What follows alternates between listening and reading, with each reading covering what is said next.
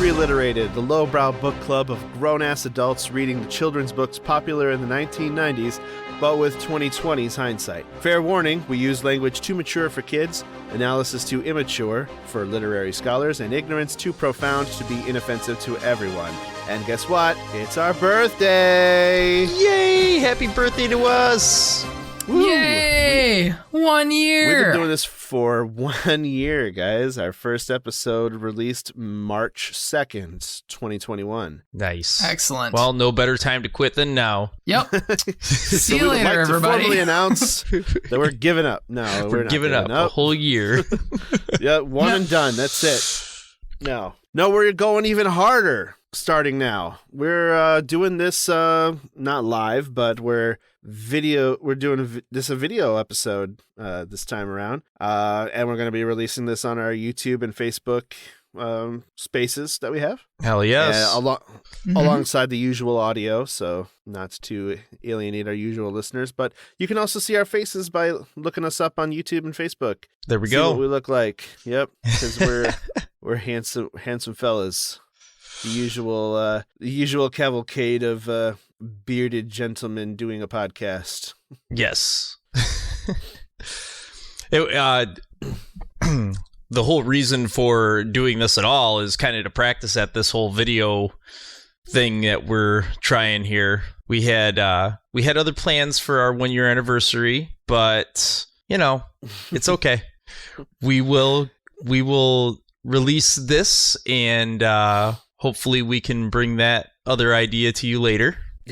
Yes, this brings us to our profound ignorance segment. Right off the bat, let's start it. Let's tear the Band-Aid off. Get the elephant out of the room. We gotta rip it off. We do not have a Bruce Coville interview for this episode. We had an interview with Bruce Coville. We had an amazing talk with Bruce Coville. He is a awesome, wonderful gentleman. The three of us, Janelle and Bruce Coville, yes, had a great conversation with Bruce Coville, but about 45 minutes into it, I realized that there was a certain red light not lit up, a certain timer not ticking upward, and I just had to interrupt, and this is what it sounded like. To be a very effective way to get a lot done, and to stitch a book together in a way that was pretty coherent. So that has worked very well for me. I call it the ever-expanding outline. Very cool. Hey, guys. I had an issue over here. I actually had not been recording what? Any of this? Any of this. Oh, gosh. Oh, my goodness, dude. I'm so sorry. I'm looking at the files, and it's like a 80 kilobyte file from when I hit record, and we didn't get any of that first part. I am so sorry. Dude, I can't really do that again. That was a 45-minute riff. No, you're fine. We're not going to ask you to do that. That's again. not you. We had some really good stuff too. I'm so bummed. No, I'm just crushed, guys. I know I can destroy your soul in about 30 seconds, Sandy. and I'm working hard not to do that. I hope, yeah. I'll just shut up. Yeah, and you stay quiet until he's gone. Yep. Andy, look this way. When the techie Andy, fails. think how lucky you are that you are in a separate building where they can't get at you. Yeah, so sorry. I'm glad you guys cared enough to want to do this. I'll never speak to any of you again, but I'm glad you cared enough to want to do this. Care about the books, so you have a certain amount of leeway for me not wanting to just throw you out a window. Defenestration. Yeah, that means throw somebody through a window. I will add that to my repertoire. You are all defenestrated. No! And yeah, it was an embarrassment that I will carry with me for the rest of my life. And hopefully, it sounded promising that he would come back and try to at least get a little bit of the magic that we had created there. Yeah. He had some great stuff to say about being an author, writing for children, and he was a hell of a nice guy. He was really nice. Yeah, even after what happened, he actually was very nice to Andy. He's like, I actually know what you feel like. I've lost work. Mm-hmm. I understand. Mm-hmm. So, he said he'd come back, and I do truly believe he will, because he's a stand-up guy. He's a great person. And yeah, I cherish that time that we got to spend with him. So it was really fun. I told him straight, when all this happened, I told him that if nothing else comes from it, I really enjoyed talking to him and listening to what he had to say. He had some pretty good insight on writing and keeping yourself going, tactics he uses, and thoughts. He gave us the reason for My Teacher is an Alien series and everything, and it's not what I would have thought, and it was really cool. And I believe that we'll be able to capture it again, because he was easy to talk to, and I think that overall he had a good time talking with us right up until that moment. Just you'll be able to see it in the video clip that I added into this video, but just the look on his face, the way he took a sip of his drink. Oh man. Oh yeah. Just that 1,000-mile stare, just like. Oh yeah. He was annoyed, but I think that he also understood, like, we're new to all this. That was the first time we had done. We did a short thing for the Crimpets where we recorded video with the three of us, but it was literally 5 or 6 minutes long. It just wasn't very long, and it wasn't very well put together because we just, I was using the camera on my computer, and it was real quick. Kind of like we are now. Yep. It's the exact same methodology I'm using right now to capture this. Right. As I was using for the Crimpet video. But it was something we did just out of nowhere way early. I mean, that was third episode, or third or fourth episode that we did that. So it was, we need video content. Right.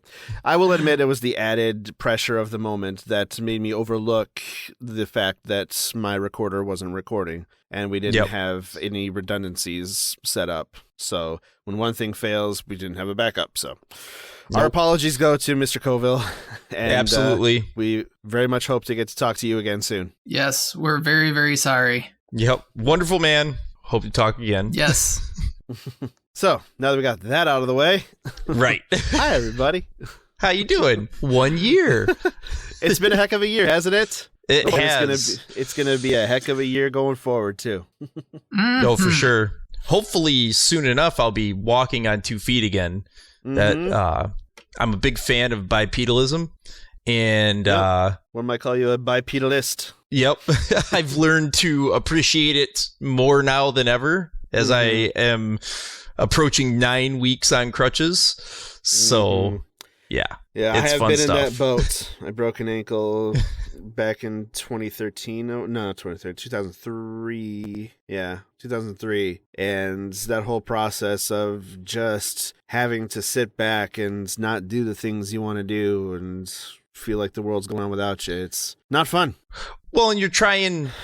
like Josh made a comment to me last night that I need to stay still. And it's like, I get that I need to stay still, but I still need to go to the bathroom. I still need to eat food. I still have 2 small children. That is the main thing, I think. Yeah, but that one is tough. Children. Yeah, that's a big difference between my situation and your situation. I was not a father yet. Right. Yeah.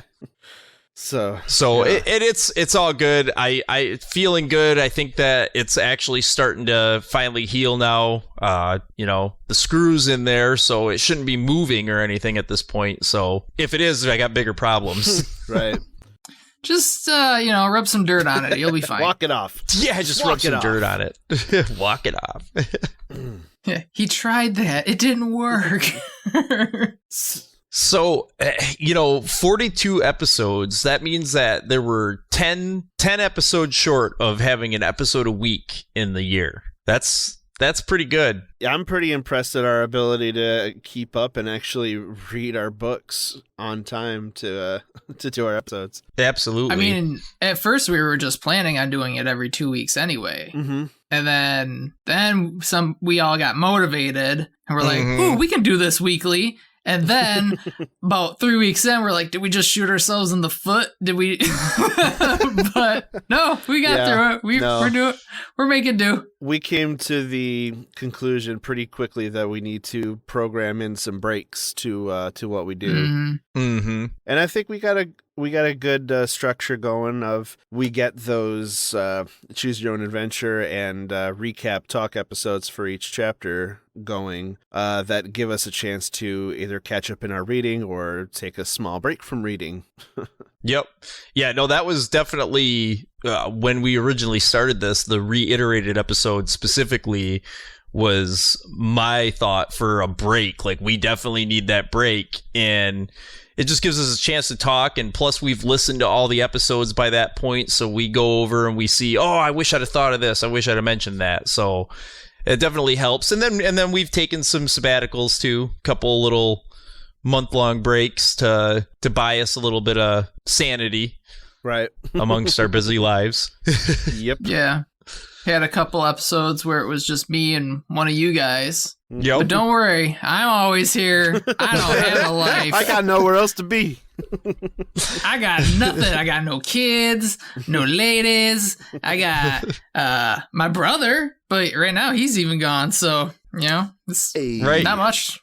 Nothing really holding me back. So I'll be here with you, listeners, every time. If it comes right down to it, it'll be just Josh, and I think Janelle will gladly join you too. Yeah, I'll get my brother to come over. And your brother, yeah.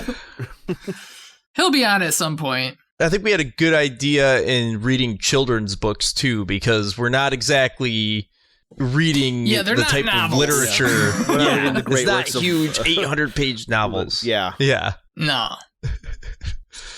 So that's really helped. In the future, I'd like to take a time where we do cover the Harry Potter series, but those I think we're going to need a little bit more time to get through because those are substantially thicker. Are you reading one of those right now? Yeah, currently Xander? Currently I'm reading my son, book 1, Harry Potter and the Sorcerer's Stone, and the books do get longer each subsequent novel, so yeah. It's as if the readers aged up with the books. Mm-hmm. It's weird alongside how the that characters. works. Right? Yeah. Yep. So I'm actually currently got a big old thick one right here because we do a lot of shit talking about Roald Dahl. So I thought, probably best that at least one of us take the time to try and figure out, does he have any redeeming qualities? Does he? He was a Nazi. Get in there. I'll get back to you on that. Okay. We may do a special episode strictly devoted to Roald Dahl the man. So we can tear him down, make it like a Ken Burns documentary. Roald Dahl was an absolute piece of shit. He supported the Nazis. Not in the way you'd think. He shot them down, but he believed in their cause. Hey, man, two sides of a coin, Yep. Yeah. I say that about our government. We need a new coin. Yeah, we need a new coin for sure. Yep. Let's not get started on that, though. I think one of the good moves that we made, we talked about it multiple times, and I think we all agree on this, was changing the format up a little bit. And those first episodes, it was really easy for us to get into a 2 or 3 part episode about a book. Mm-hmm. Because there was so much to cover and we were so worried about skipping parts or missing something. And we were trying to do it all on this linear timeline. And I think that changing it up was a really great idea. It's kind of funny because if you listen to the Charlotte's Web episode and then one of our newer episodes, really we almost could have gone that way right from the beginning, but I think that right off the bat we started getting like, oh, we want to make sure we're telling everything. We got this idea in our head that we missed something. with Charlotte's Web. And I think that what we've done the last probably 7 or 8 episodes have been some of my favorites so far. Yeah, the Bob's Your Uncle and then analyzing it rather than just telling what happens in the story. Right. You know. Right. I think it was the other day Janelle was telling me I think Charlotte's Web was probably her favorite episode, if not one of them. Charlotte's Web really is a great episode. Yeah, I tell people that that's a good one. We did our first episode, and then we dove into telling every ounce of the story after that. I think what happened was we got into a story that you in particular loved. Like, loved. And so you didn't want to miss anything in it. And that's what kind of cemented us into that way of doing it. And then as time went on, we're like, this is... I think we want to do something a little bit different. And that's when we started doing the summary so, yeah, I think it would be fun to go back and maybe do that in the future, but not anytime soon, but go back and do some of those earlier ones. And I would say probably 9 years from now when we're finished with the Worlds of Power books. Of course. Right. Oh, God, the Worlds of Power books. Plan for the next 9 years. I'm so angry right now. They're still like the one that we're doing next is still like $50 right now. I know. I haven't been able to get that one. I did, however, get Ninja Gaiden. Okay. So, yeah. So I have 2 Worlds of Power books. Mark capitalized on a low price point and picked up his copy of Simon's Quest. Okay. So we do have a shot of making Castlevania 2 our next crossover video game episode. I mean, push comes to shove, I can just read it when I'm there. It doesn't take that long to read those books. Right, they're pretty quick. And you have it, don't you, Andy? Yeah, so there's at least 2 copies. Do you have all of them, Andy? Not all of them. I have a bunch of them. I've been buying them up as they hit low price you points. pulled them all out, and I was like, Jesus, dude. Buying them up as a college fund for Xander. Before we drove up the price of them by making them big. Yeah, right? Yep. Yeah, it's all this podcast's fault. Yeah. Well, man, we really did it. Speaking of crossovers, I enjoyed having our crossovers. I like our occasional guests here and there. So yeah, I had fun with that. I really enjoyed having all of us in the room. I think that's what I was going to say. I think it was more the fact that we were all there together hanging out, which... the one where we were all in the same room together. Yeah, because that doesn't happen ever. We did get Matt to admit that Sam Gribley is fucking the Falcon. That's true, we did. So that was a good episode too for an admission to that. Yeah, right in the cloaca. Right in the cloaca.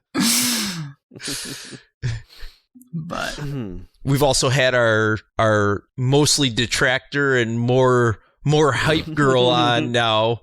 Now that we've allowed her into some episodes, she's been more of a hype girl lately than a detractor. Yeah.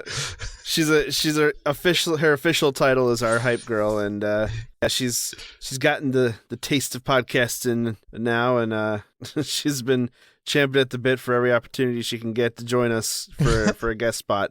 And I think the next one we plan on having her on is Lion, the Witch, and the Wardrobe. So that's one of her favorite books, I believe. And it does have she can give us more insight onto the poetry aspect of it, because I know there is a lot of that in that book. So she is a writer and poet. Yes. So very good. And we are talking about more Janelle. in tune with that kind of thing. Yeah. Yes, that is Janelle. That's AKA Jay, AKA Hype Girl. And we may be adding a segment to our reiterated episodes called Hypes and Gripes. Gripes spelled Grypes. That might not be a bad idea to segment out our reiterated episode in general. So, not to talk shop right now, but yeah, more to come on that. We're not going to make the sausage in front of everybody. Because that's gross.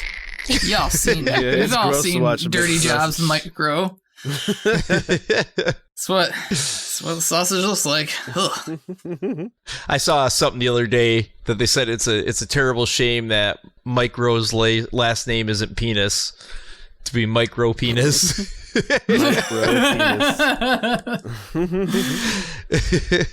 Wow. Nice. They said that to him on Facebook, and he interacted with it. I don't remember what he said, but it was Nice. pretty funny. Classy. Yeah, for sure. So I'm looking at our download stats over the past year. Okay. In our first year of podcasting, we've had 1,673 downloads, which is nothing to sneeze at. Nope. So very appreciative of our loyal listeners and even our occasional listeners. Our leading country that people listen from is, of course, the USA. 674 downloads from Michigan, 255 from California. And can anybody guess what the third leading downloaded state of our podcast is? Tennessee. Not Florida. Not Florida. Josh is correct. Josh is correct. It is Washington. Washington has our third most downloads with 46. Closely followed. Excellent. I can see that. Pennsylvania. Well, thanks, Washington. 45. Oh, you, Pennsylvania. Thanks for not throwing batteries at us. Very nice. We got some listeners in Canada as well. Ooh, 13 downloads up north from Ontario, there. 12 downloads from Alberta. Thanks, eh? We appreciate it. 3 from British Columbia and 1 from New Brunswick. Ooh, if you're in BC, if you're up in Vancouver, invite me up. I'll come. It'll be fun. And then who wants to guess what our third most popular country that has downloaded us is? The third most downloads we've had of this podcast has come from which country? Oh, man. Do you want an honest answer or a weird one? I mean, the honest answer is pretty weird. Is it the United Arab Emirates? Nope. Okay. That was my weird answer anyway, so. We have had 23 downloads from the Philippines. Excellent. Okay. Cool. I like it. Yeah. Thanks, the Philippines. I do want to visit there. My dad went there and he said it was beautiful. So I would love to go out there and visit. Very cool. I'm glad that we translate somehow to... There's a lot of English speakers there, dude. I get it, but... There's a whole bunch of just random countries with like 1 or 2 or 4 downloads. Is Swaziland on there? I do not see a Swaziland, no. Aw, I did a book report on them, or a report on them in You did a report junior on high. Swaziland? Yeah. They're a very small country in Africa. Sound like something out of a Jonathan Rand novel. Oh, I did a report fuck on that bats guy. once. I still have not read anything by Jonathan Rand because I didn't end up getting in on the... I didn't have to do lucky. the bionic bats. Oh, And man. so I avoided that like the plague. You're lucky. That shit sucks. I actually like reading bad books and tearing them up on the show. It's a lot of fun. I know that we have a certain person that is a fan of ours that loves when I get very angry about books. So she loves that episode. Hi, Laurel. I miss you. So, yeah. But yeah, well, I want to say let's do some more Michigan Chillers books just for that reason. So what we've heard is that the first one is pretty good. The first Michigan Chillers I'm willing book. to read the first Was one. that Detroit? But I don't know what one that is. Is it the Detroit one? I'd have to bing it. The Dinosaurs of Detroit. Yeah, because I heard that one it was like somebody put effort into it. And then after, I think they said the third book, they are all just follow the same script. It's like, ugh. Yeah, unfortunately, there's a very obvious formula being used. But you know what? It inspired me to start writing again. Yeah, how's that coming, by the way? So if anything... How's your version of Bionic not Bats? well. Not well. Not well. It's terrible. I'm about 2 chapters in, okay. and it has taken on a life of its own, and it's no longer the Bionic Bats of Bay City, because it makes more sense for them to be the Bionic Bats of Bad Axe, because Charity Island is closer to Bad Axe. All right. Plus, I don't want to get sued for copyright Probably infringement. safer, yeah. We could actually use a little bit of something that came from that Bruce Coville episode or interview that nobody else gets to hear, and that was his method of writing. Sorry, Andy, but his method of writing. How he sets himself up for the month, and he's got to have so much done. You know, I can say that as many times I've started books and made it a few chapters in and then stopped, that having that deadline for even if it's just for yourself and making yourself have to have so much done in a week, makes sense. Because if you don't have anything looking over your shoulder, it's really easy to just go, no one knows. Nobody's gonna know. I could play this game instead. It'd be way more fun. That's the kind of trap that that's usually what happens. That's the kind of trap that we kind of fall into, is like, we're not beholden to any sponsors or advertisers or any podcast networks that have deadlines hanging over us, so we can put this episode off another week or two or whatever, so why not, But no, we've all been pretty good about saying, hey, I still want to put something out this week, just because we can't do this Goosebumps book or whatever, just because we can't get to Call of the Wild this week, we still should have some content out there. So let's think of something quick and just go for it. Right, because at the end of the day, the moment that we push it off and we let it go, you're going to let it go again. And then it becomes easier and easier and easier to let it go. And the next thing you know, we're not doing this. We're just playing games, and that's just, and we're just talking with each other, and we're not recording anything. The podcast gets stagnant. Yep. And we don't want that. We made it to a year. I'm surprised that we did this. I'm surprised that we held it out for a year, that we kept it up, that we kept going on it. And it allowed it to have its little evolutions as it went on. And I think that is, I'm actually really proud of us to be sitting here saying that we've done a year of this, and there's more to come for sure. Yeah, I'm proud of the fact that we have over 1,500 downloads. That's for sure crazy to me. So thank you, everyone who's listening. That we appreciate. And as many as that is, we'd like more. So tell your friends. Tell your friends. Absolutely. Especially now that we've changed the format, Yeah. It's a little bit better, a little more stable. Yep. We are better than our earlier episodes. Every podcast gets better as they get older, as they find their rhythm, find their voice. You find your voice usually around episode 46. And hey, we're getting there. Just a few more episodes to go. I just watched Ghostbusters Afterlife the other day. Yep. I love that part when Ray Stantz goes, "Oh, I love your episode." He's like, "You're my subscriber." Like, the one subscriber he has is Ray Stantz. Yeah, nice. Yeah, it was classic. Spoiler warning. Oh yeah. Spoiler warning. Erase your memory if you haven't seen Ghostbusters Afterlife. Yep. Yeah, Ray Stantz is in it. Yep. So, well, guys, what was your favorite book that we've covered thus far? I think we know what my favorite book was that we've covered. It was Maniac McGee, easily. It was actually, for me, it was the book that inspired this whole idea, this whole, like, even bringing it up or talking about us doing this. It was Maniac McGee.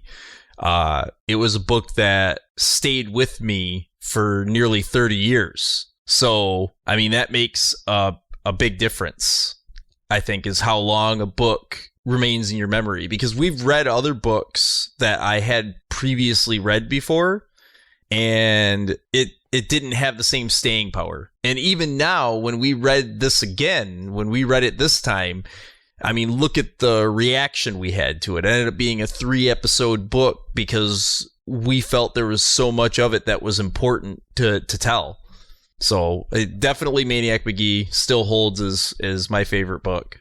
What about you, Andy? Favorite book that we've covered so far? Yeah. I mean, there's a few episodes that come to mind. I was surprised at how much I enjoyed Ender's Game. Like, that was a good book. Yeah, it's a good book. Yeah. That's the thing. The book itself is good. Yeah. And again, we thought it was for children, and it's just become for children over the years. It was never intended for children. So that's why I think we enjoyed it, because it was a lot more for adults. Possibly, yeah. But yeah, most of the books that I would read as a kid were from the sci-fi genre, and sci-fi is a longtime favorite genre of mine. So Ender's Game was a pretty enjoyable read. I don't want to get too caught up on Bruce Coville's, but My Teacher is an Alien and the follow-up book were pretty fun too. Oh, absolutely. Least favorite. Let me do least favorite book. See, I can't even. Oh, that's I easy. can't even see that Bionic Bats was my least favorite book to cover because I again liked covering a bad book because it was fun to drag it. And it was a fun episode. Wound up being one of our more downloaded episodes too. So that is a bonus, of course. Maybe we should have less Harold. Maybe. Janelle's like, yes. Yeah, right. What did I not have fun doing? Well, the Choose Your Own Star Wars adventure was a low light for sure. Right. It was disappointing as a choose your own adventure book. It was basically just retelling the story of the movie, but I thought it's not exceedingly well written when you get to the Empire heavy plot either. There's a lot of question marks as to the logic of some things, but it was more fun to see kind of an alternate, kind of a what if scenario to choose to Star Wars New Hope. But yeah, still a low light. I hadn't even thought of a least favorite on that one. My least favorite book for us to cover was actually My Side of the Mountain. Really? It was an absolute slog to get through. Yeah, it was just a journal. It really was. It was a slog to get through that book. I fell asleep reading that book every single time I opened it up. I'd make it about 20 minutes into reading it, I'd pass out. It was just so boring. Far Side of the Mountain was a superior book because I actually had a story.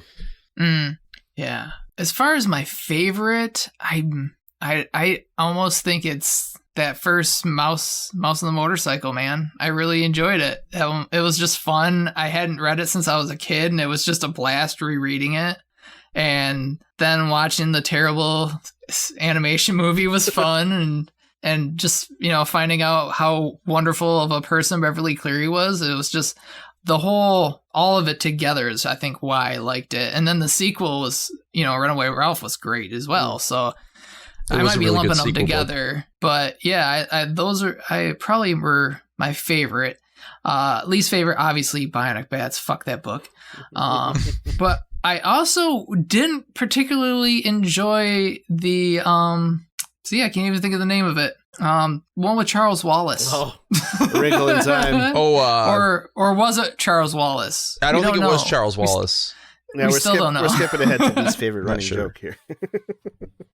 Yeah. Oh, sorry. That's Andy's. No, but that book I didn't particularly like, and to the point where I'm trying to think of the name of it and I can't, because I was just like, it was just a book I had to read for this podcast, but I'm never going to revisit it. So, Plus I really hated the movie adaptation. Did you hate that it was so different? I thought it was a decent movie as movies go. See, I didn't mind that movie. I thought that movie was all right. Well, no, my issues were the things that they changed. Like, you changed a quote from Gandhi to a quote from Akon. Cool. That I didn't really like that part. Okay, things. They also completely removed a character, Aunt Beast. And then they had her just show up and they're like, oh, there's Aunt Beast. And it was like, that isn't why she was called Aunt Beast. Like, just a little cameo for the people who have read the book. But she doesn't matter. Yeah. Yeah. So I guess it'd be a terrible movie if you were expecting a closer to one-to-one adaptation. Yeah. Well, anyways. So speaking of the running jokes, do we have does anybody have a favorite running joke or a least favorite running joke? My least favorite running joke is Harold stealing my fucking tagline at the end, so I have to come up with something on the spot, you asshole. That's why I had to start coming up with languages. It's hard for me because the running jokes are kind of my department, really. So I don't know if I have a least favorite. I like all my jokes. Well, what's your favorite one then? My favorite one is Which is Weird because this is a children's book. Which I haven't said in a while. Right. I started going with the B story.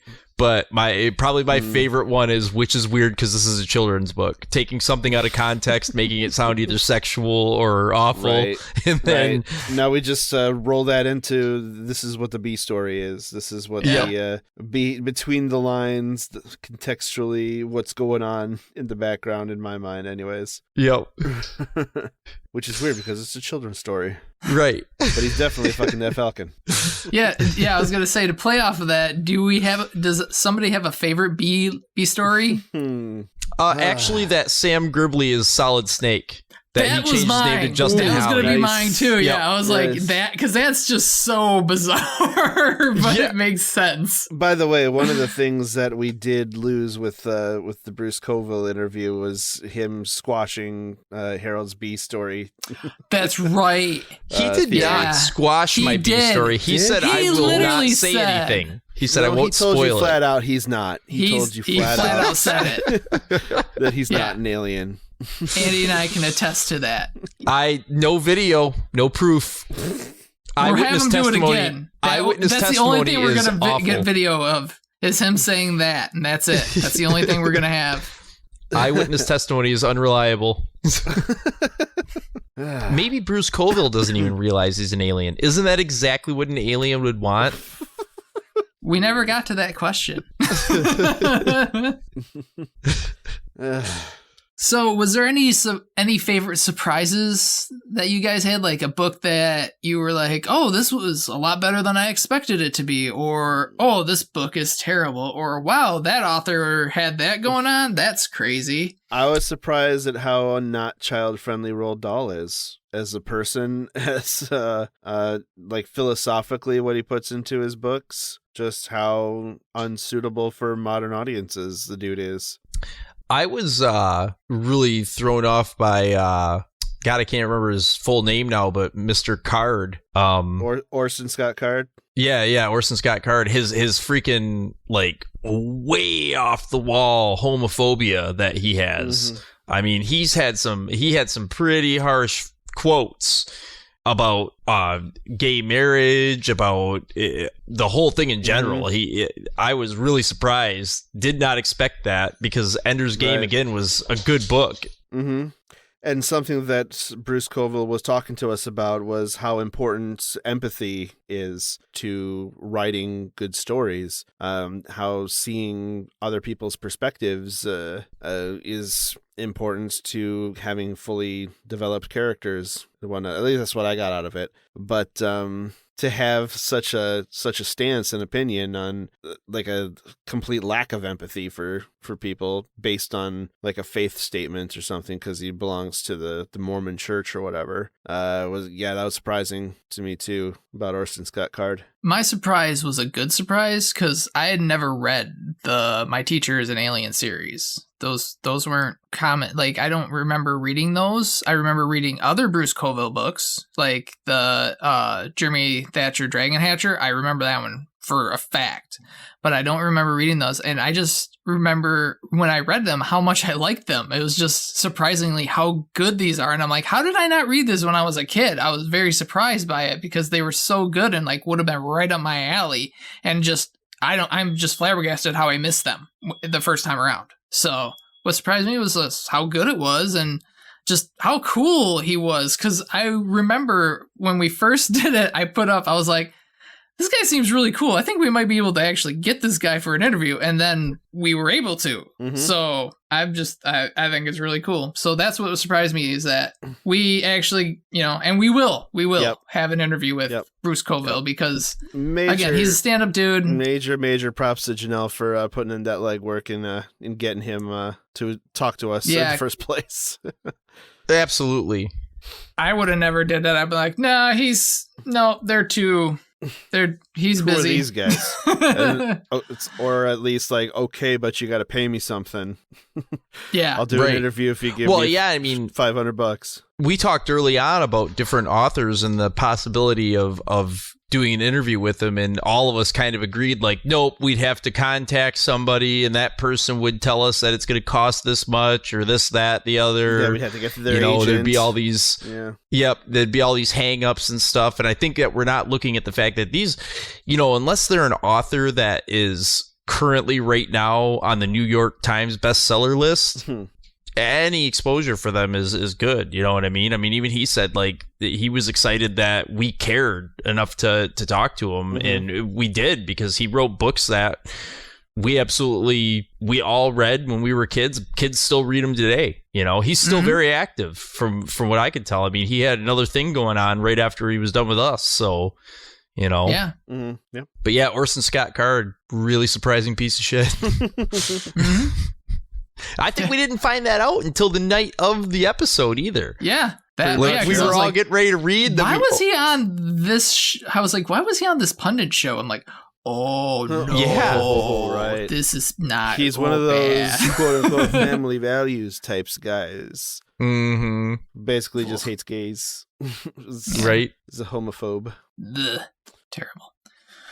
So yeah. And so the last question that I had was, so of all the Choose Your Own Adventures, which was your favorite ending thus far?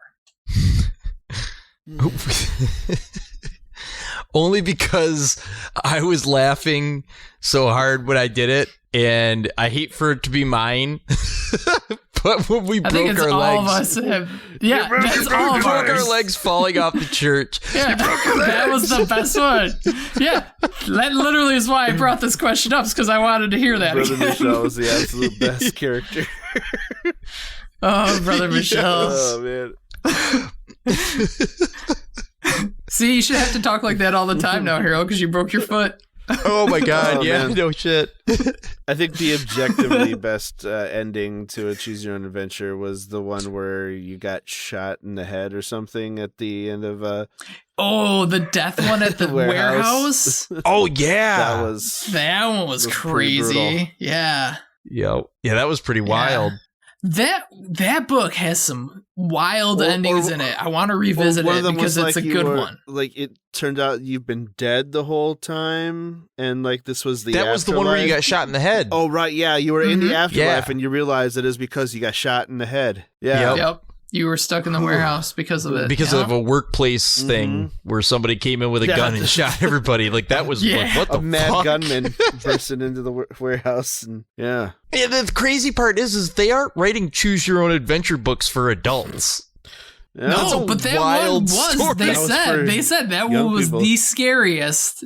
That was one of the craziest ones. That's why because it has some fucked up endings. It was held back from mass printing for so long because it was not necessarily for young people. No, not at all. Young people could handle it. Not nearly as scary was the Scary Stories to Tell in the Dark. That was right. We did that, didn't we? That was just weird about people eating toes.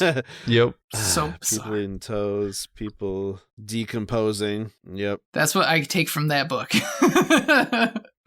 So I guess it was a banned book, so it's an important read. Or I remember seeing a documentary about people trying to get it kicked out of school libraries or what have you. Oh wow. Scary Stories to Tell in the Dark? Yeah, because I would say it's because they didn't read it. Probably. I would say it's because like with it was the any artwork. of this shit, they didn't read it. They figured it was too They're scary. Like, I saw kids. the cover. Yeah, they figured it was too macabre for kids and too fucking idiots, man. It's like, no, it's watercolor. That's how it's supposed to look. Yeah, anybody that's out there trying to ban books is a moron. They haven't read the book. They probably don't know how to sustain a reading period of time. Like, they don't know how to sustain reading for a period of time. If it's longer than 2 sentences that include freedom in America, they don't know how to read it. That's what happens with those books. Because Scary Stories to Tell in the Dark was not at all anything that should be banned or even kept away from children. It wasn't that scary. In fact, I don't even know that it really had scary stuff in it. There was mostly jump scares and gross. Gross out. There's a lot of gross. Yeah, a lot of gross. All right, and the last question we have on our list here. What lessons do kids take from listening to us? I hope none. I hope there aren't any kids listening to us. I hope there's no kids listening to us. Nobody's learning anything from these books. But adults can learn from us, like, which books they can show to their kids and which books they maybe shouldn't, because it might damage their brains. And maybe when they're reading the book to the kids, they'll think back fondly on some crazy bee story or how weird it is that they'd put that into a children's book. That's what I always hope that they'll take away. Well, I think that there's definitely a takeaway that if an adult reads a younger person's book, they can still get a whole lot of enjoyment out of it. They can still learn lessons about life from them. They can still find entertaining things, and it's perfectly okay to seek enjoyment from children's young people's literature. Yeah, I could agree with that, absolutely. Especially if you're short on time. I had a lot of fun reading these books. If you're short on time for reading, don't want to read very long books, don't be ashamed of picking up something short and sweet and maybe a little bit more innocent, sure, but there's still plenty of human nature in the pages of simpler reads, and a lot of creative things you could ascribe to these characters and stories, even if it doesn't spell it out in the page directly. Yeah, one of the things I was gonna say is, like, for me, like, I don't like scary things. I don't like horror movies. I don't like any of that stuff. But, like, Goosebumps are still good. Like, I still like reading them because they are scary enough for me. And because I don't want to actually be scared. I just want to be kind of like spooked out and stuff. So I'm like, Goosebumps, perfect, love it. Not gonna give me nightmares or anything like that. I love how I just emboldened you to to come out and say Goosebumps is just scary enough for me. It is because I don't like scary stuff. Yeah, I mean, like, Welcome to Dead House was actually surprising to me as far as, like, what it had going on in the story. The zombie vampires. All the people are dead and werewolves. Or, like, even, like, when they were hitting him in the sickening smack and the billowing flaps of skin, you know? Yeah. I was really surprised at how much detail he put into that. Mind you, My Hairiest Adventure was not as good as I remember it being. My Hairiest Adventure was a shit book. Yeah, that book sucked. It was not good. It was not scary. Yeah, and it was not scary. It was not. It was more sci-fi though. Yeah, and that's why we chose it for a sci-fi chapter. Yeah. Right. So when I cracked open that book, I remembered the entire book immediately. I was like, oh, yeah. Right. Yeah, it didn't take me long to... I was like, oh, yeah, that's why. Speaking of Goosebumps, that's actually what we got coming up next, too, in our winter series is Revenge of the Snowman. No, it's Beware the Snowman. Beware the Snowman. Beware the Snowman. Beware the Snowman. Yep, that's going to come up next week on Reliterated, episode 43. I'm through it. Have you guys finished it yet? Working on it. We got a whole week. Eddie's working on it. I just showed my hand and called it Revenge of the Snowman, so honestly, I couldn't crack it open.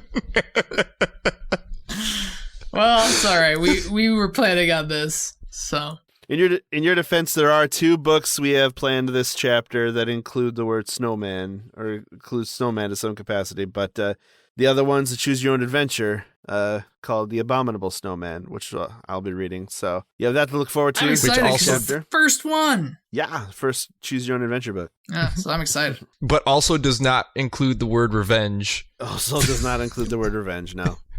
Nope. Yep. So is that going to do it for us this week, guys? I would say that does it. I think so, yeah. I think this is a pretty good throw together for making up for what we had planned.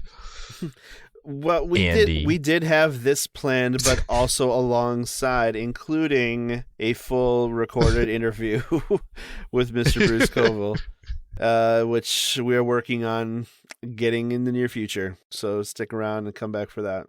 It will stand as a testament to how great and nice of a man he actually is when he comes back. Even though we looked like 3 dummies when we realized what was happening. Oh my gosh. All of our faces were Oh, they'll see. Andy has it. Yeah. Deer in headlights. I plan to have already cut it into this episode. So yep. Anyone watching the video version will be able to see. And you can probably hear it in the audio version too. So that'll be fun. Yeehaw. Because I was managing to record at that point. Yeah, he recorded the point where we dressed him down for messing up. Yep. Yeah. Because that's what I want to hold on to for the rest of my life. If I never if I ever miss the fact that I'm not recording again, it'll be too soon. So right. Hey, maybe that should be my mistakes. first tattoo. That should be my first tattoo. It'll be a memento style reminder. Did you hit record? Is it recording? Did you hit record? And the other arm, did you save your progress? Save your progress often, everybody. And then up on your chest backwards in the mirror, don't trust Harold. Don't believe Harold's lies. Don't believe Harold's lies. It's okay, man. We got to make mistakes. We got to fail to succeed. So right. Sometimes they're the foundation of skill, very highly developed skills. I mean, that was or basic. Don't get me wrong, pretty big mess skills up, but like hitting the fucking record button. It took a year for a mess up like that to happen, though. Yeah, and that's the story, right? Yep, and it would happen during something very exciting and big time for us, anyways. Yep. Murphy's Law, man. Yeah, big smiles on our faces, all excited, very happy, right up until that moment. Yeah, you can see it in the one frame that I recorded when I hit record at the very beginning. It recorded a one-frame video because my mouse likes to double click on a single click. So I ended up double clicking the record button and stopping it right away without knowing I was not recording anymore. So yeah, that's the background of that mistake. It was still fun. Still fun. Still a fun talk. It was a good time. We still had a wonderful conversation. So yep. And this has been episode 42, or the answer to life, the universe, and everything, and our first anniversary episode for Reliterated. So it's been a great year, and hopefully we will have at least several more. No podcast goes on forever, but we do not plan on stopping anytime soon. Absolutely not. Right. Not until we're profitable. Jesus Christ. If you're in this to make money, you better get out now, because you cannot you need to get out doing right now. planning on making money. Yeah. We got into it a little late to make money doing it. No, I got it's just for fun. Yep. This is what I'm doing it for. Reading more. Yep. I mean, I didn't think I'd get to a part of my life where I was reading so much again. So right. It's been a positive And we thing. get to talk to each other. Gives us a good reason to talk to each other. And we get to talk to each other on a regular basis too. So because otherwise I got no reason to talk to you fuckwads. Oh no, right. not at all. We're not on Xbox Live every night together. No. Nope. We're actually not anymore. Not anymore. No. Used to. But yep. All right. That's become actually a more occasional thing than our podcasting talk. So yeah, it keeps us together, it keeps us communicating and just being general jackasses with each other. Yeah, absolutely. I have fun with it. Mm-hmm. Yep. Super Good fun. times. Don't care if I don't make a cent off of it. It'd be nice, but still fun. Not worried about that part. We're not gonna worry about that, Josh. Yeah, I'm not Josh. worried about it. I was just making a joke, ass. Uh-huh. He pretends to be a socialist and he's got capitalist. He's a capitalist and socialist skin. I'm very sarcastic about yay capitalism. Ooh, let's destroy capitalism. Please give us money. Please. Yeah. I live in a capitalist society. I have to play by their rules. Excuses. There's no ethical consumption under capitalism. Sonic the Hedgehog said so. If you'd like to support my podcast, Destroy Capitalism, please consider donating to my Patreon.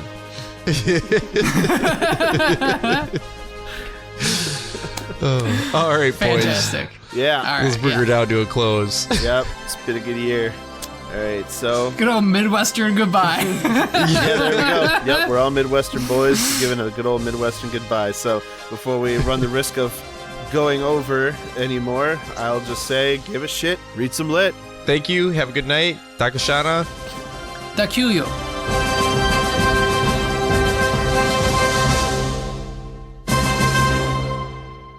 This has been Reliterated, a production of the Chocolate Milk Friends and part of the 989 Podcast Network. If you enjoy our show, please consider giving us support by subscribing, recommending us to your book reading, podcast listening, 90s nostalgic friends, and most importantly, rating and reviewing us on Spotify, Apple Podcasts, Audible Podcasts, and Spotify. Did I mention we really want some Spotify ratings right now? Your ratings and reviews go a long way towards getting us in the ears of new listeners. You're also invited to join the growing Reliterated community on Facebook, Twitter, Reddit, TikTok, YouTube, and Instagram. And if you really want to get nuts, we have a Discord too. So bing us and join us in this nonsense. If you have a book suggestion for a future episode or have questions for us, send us an email at reliterated@gmail.com. Thanks for listening. Dagruyu. Da. Oh, I thought you were telling me what to say. You. That's how you pronounce it.